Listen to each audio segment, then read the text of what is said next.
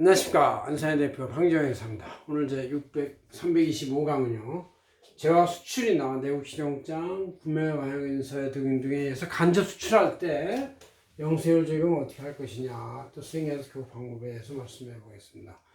뭐 이게 직수출하는 데들은 이제 직접 자기네가 수출 인도하면서 문제 없지만, 간접 수출하는 데는 이제 구매승인서나 확인서나 내국실용장을 받아야 되기 때문에 그것이 이제 제대로 실현되느냐, 또 실용장이 구매수 확인서가 나오냐에 따라서 수출이 영세 수출 인정이 되기도 하고, 아니면 일단 잠정적으로 과세 수출 매출을 한 다음에 나중에 수정하고 이제 그런 문제가 발생할 수 있는데, 그걸 한번 알아보겠습니다.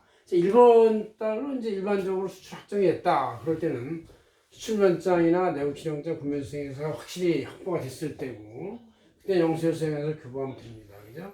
그러나 만약에 직수출의 경우는 이제 승인서도 교부할 필요 없이 직접 외화가 입금이 되기 때문에 확정이 되는 것이고, 근데 이제 이번 달 6월에 납품 인도를 해서 물건을 했는데 해외 수출이 아직 확정이 안 된 경우라는 상황이 발생할 수가 있어요. 이럴 때는 이제 일단 먼저 이번 달에 일반 내국수행서를 발행해서 국내 거래를 본다 이렇게 돼 있고, 이번 달에는 내국실용장 발행이지만 다음 달에 실제 이제 그 물품이 해외 수출이 돼가지고 7월에 수출되면은 이제 6월에 수행기한서 수정하는 것이다. 그래서 7월에 구매 승인서 확인서에 의해서 영세율 수행해서 발행하면 된다. 그런 얘기죠. 이럴 때는 이제 6월분 일반 국내 거래로 인한 수행기한서를 취소해서 수정 발행하고 7월에 다시 영세율 수행해서 발행하면 된다. 그런 얘기죠.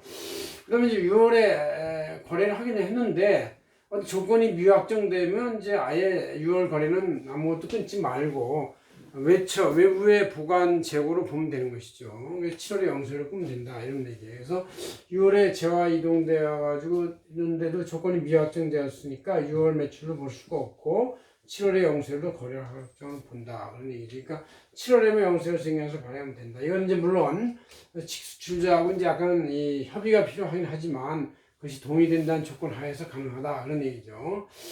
그럼 이제 아예 그 복잡하니까 그러지 말고 6월에 일반 국내 매출로 종결시키고 상대방은 이제 7월에 가서 그냥 해외 수출을 해서 매입세 공제를 받는 걸로 그 일반으로 끝내는 방법도 하나 있어요. 일반 국내 수행기한서를 공급하고 매출로 세금 징수 납부를 한 다음에 상대방 매입자는 영세율 수출하고 나서 매입세 공제를 환급을 받는다. 이런 얘기죠.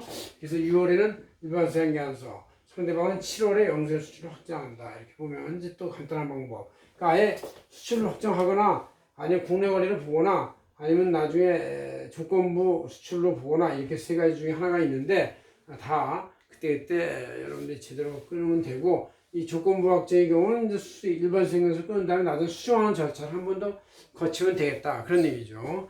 또 이제 그렇지 않으면 아예 올 이번 달에 물건을 인도했다 하더라도 매출로 보지 말고 7월에 영세율로 그냥 그대로 확정해 보는 네 가지 방법 중 하나가 있다. 이렇게 보시면 되겠습니다. 고맙습니다. 한세의 대표 황정혜였습니다.